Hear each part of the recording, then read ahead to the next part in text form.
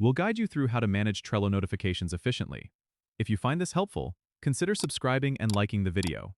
First, open your web browser and head over to the Trello website, logging into your account if you're not already signed in.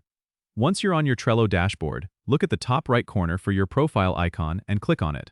A drop-down menu will appear, and you need to click on Settings. Here, you can see all the options available to customize how you receive notifications from Trello.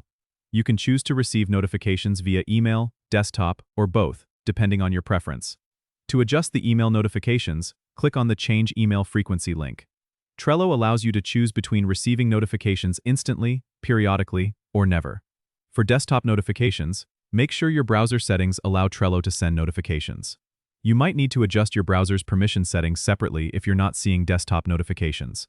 Additionally, you can manage notifications for specific boards by going to the Boards menu and selecting More, then Settings, and finally Change Notifications.